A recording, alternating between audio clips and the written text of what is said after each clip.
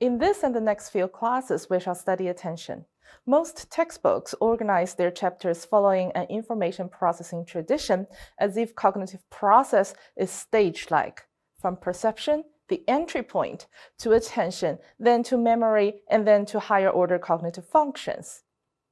Organizing the textbook in such a way is of course no problem, but I would like to bring it to your attention that information processing is just one of the paradigms.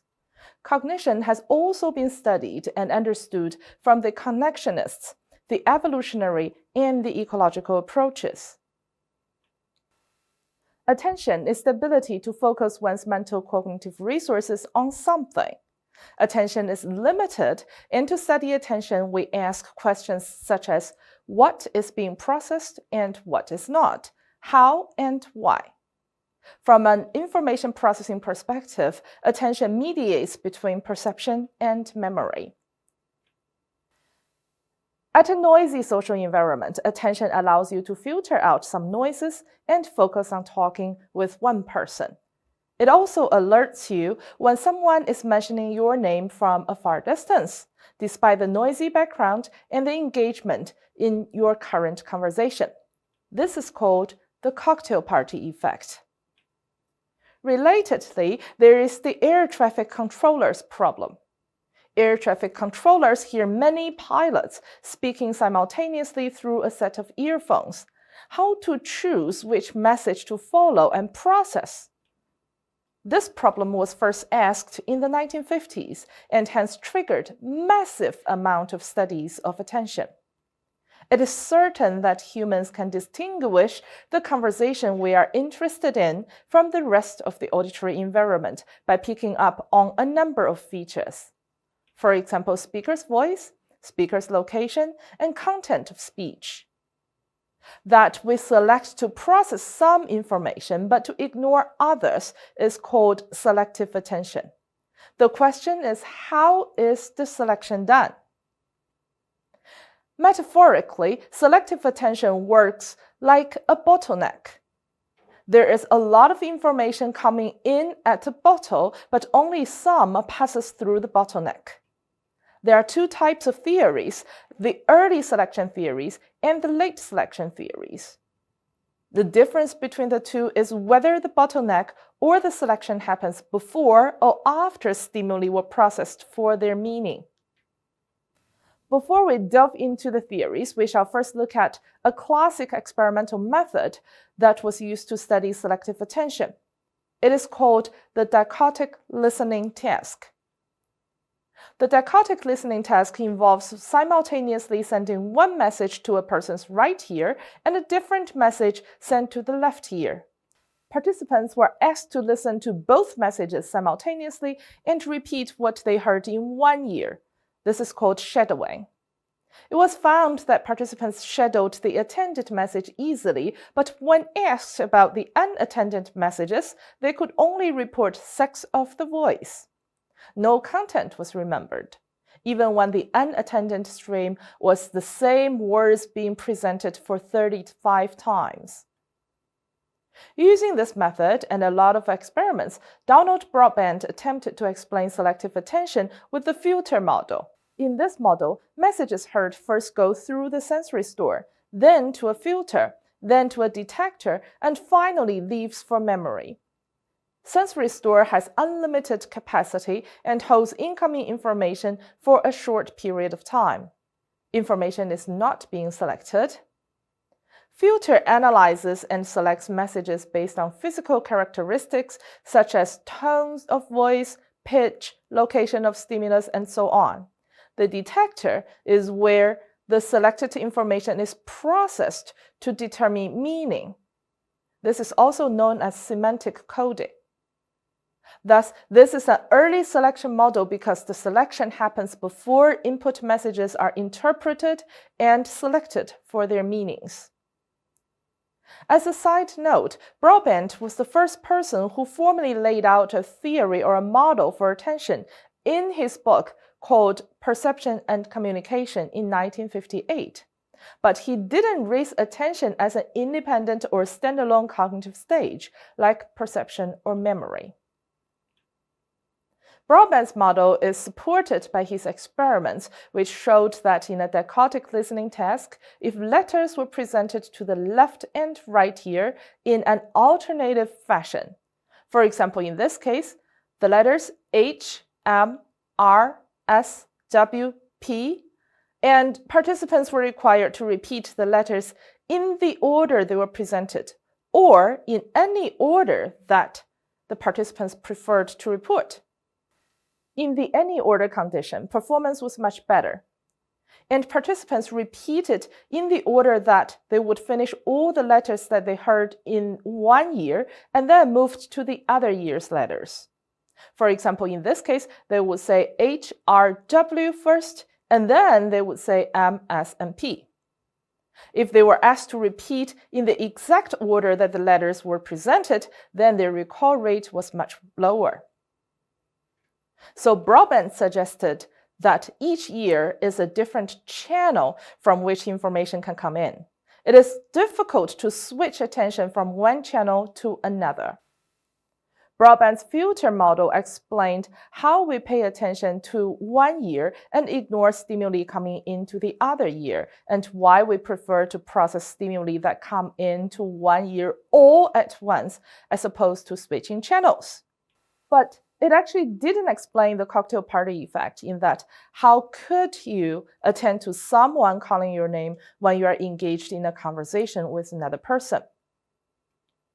For example, also using the dichotic listening task, in Gray and Wedderburn's study, participants heard in the one ear Jack, 6, Jill, and in the other ear 4 and 7. They reported that they heard Jack and Jill. Similarly, in a trial where they heard 3, Aunt, 6 in the one ear and Dear, 7, Jane in the other ear, they would report Dear Aunt Jane. So obviously, the two channels crossed. Treisman in 1964 raised a different kind of bottleneck model. The difference between Treisman's model and Broadbent's model was that Treisman's filter actually attenuated rather than eliminated the unattended materials. In Treisman's model, attenuation is like turning down the volume so that if you have 4 sources of sounds in one room, for example, the TV, the radio, people talking, and baby crying, you can turn down or attenuate 3 to attend to the 4th one. This means people can still process the meaning of the unattended messages. Attenuation is based on the incoming message's physical characteristics, such as volume, sex of voice, as well as language. Treisman also showed experimentally that participants could switch channels in order to make a complete sentence. After attenuating to some but attend to other messages, the attended messages go through a dictionary unit before it is sent to memory. In the dictionary unit, each word has a threshold. A familiar word has a low threshold, and it can be activated when little attention is given. A less familiar word has a high threshold that requires a lot of attention to activate. Your own name, alerting words such as fire or watch out, and bad words have the lowest thresholds. Even when you are engaged with something else, you can easily detect such words. Unfamiliar words or words from a different language require full attention to get into your cognitive system. The attenuation model is able to explain hearing your own name in a busy environment when that stream is supposed to be ignored, or responding to your own name when you are asleep. But an obvious problem is the notion of the dictionary unit. Where and how does that get into your mind? Both Broadbent and Treisman's models are early selection models, which means information is selected before it is processed for its meanings. But Mackay challenged the early selection with his ambiguous sentence studies. Typically in these studies, 2 participants did the dichotic listening test. They both heard the same sounds in the attended ear, for example, dog, fair, pen. The pronunciation fair can be F-A-I-R or F-A-R-E. The words sound exactly the same, but they mean different. Played to the person's unattended ear was the words saw, circus, hat. To the other person's unattended ear were the words saw, taxi, and hat. Then the participants wrote down what they heard in the attended ear. If the message was circus in the unattended ear, the person would write down FAIR. If the unattended message was taxi, then the person would write down FARE. So obviously, meaning of the unattended ear's message affected the understanding of the attended ear's message. Similarly, when the attended message was a sentence, not only words, such as they were throwing stones at the bank. If the unattended stream had the word river, then listeners understood the word bank in the attended stream as being the side of a river. If the unattended stream had the word money, then listeners understood the word bank in the attended stream as a financial institution. So the biasing word, although not shadowed or attended to, affected the interpretation of the attended message. Therefore, information in the unattended ear was actually being processed, even when these words weren't names or other low-threshold words. Messages in the unattended ear are not filtered out or attenuated. The word was actually being processed to the semantic level. Hence, the late selection models are proposed, which suggests that selection is based on meaning of stimuli and context. So after detected by the perceptual system, all information is analyzed for its meaning, and then some, but not all, gets selected and sent to memory. All models we have introduced so far assume that individuals cannot consciously attend to all of our sensory input at the same time. There is a bottleneck. The differences are whether the bottleneck occurs before or after meaning is coded and what happens to the unattended information. Much later, in the mid-1990s and early 2000s, Levy and colleagues proposed the perceptual load theory, which in effect reconciled early and late selection models. Their central argument is that where the filter occurs depends on the task load, or how much of a person's cognitive resources are used in that task. High-load tasks are difficult and require most of someone's cognitive resources. Thus, only selected items are processed. Low-load tasks are easier tasks, and they are leftover cognitive resources. Thus, additional information can be processed.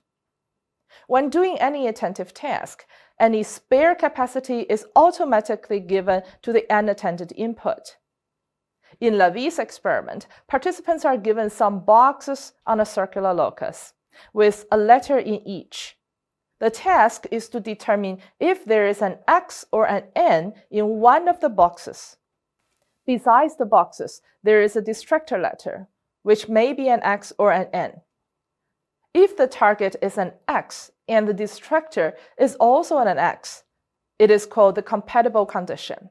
If the target is an X and the distractor is an N, then this is an incompatible condition. There may be an X in one box and O's in all other boxes. So finding the X in the middle of O's is an easy task, or the low-load condition. There may be an X in one box and other letters in all other boxes. Each box has a different letter. So finding the X in the middle of other letters is a difficult task, or the high-load condition. The researchers found that in the low-load condition, the response time to find the target is affected by compatibility. For example, in the top left trial, it is low-load. The participant has extra resources to process the distractor, and the distractor is incompatible, so it takes more time to respond. In the top right trial, it is easy and low load. There is leftover cognitive resources to process the extra distractor letter, and the distractor is compatible, so there's less response time or faster response. In the bottom left and right trials, they're difficult or high load. There is no extra cognitive resources to process the distractor, so the distractor would not affect performance response time. In general, the response time was longer in the high load condition. But attentional filter also occurs early to preclude the distractor from being processed. So whether the distractor was a compatible one or was an incompatible one did not make a difference. To sum up, in this class, we introduced the dichotic listening test as a commonly used and influential testing method in the early studies of attention. We have also gone through the early and late selection models and the perceptual load theory, which introduced test load as a variable to determine whether selection happens before or after semantic coding. There are a lot of theories and experiments that we have discussed today. Each has strengths and weaknesses. I hope you can understand the logics behind them.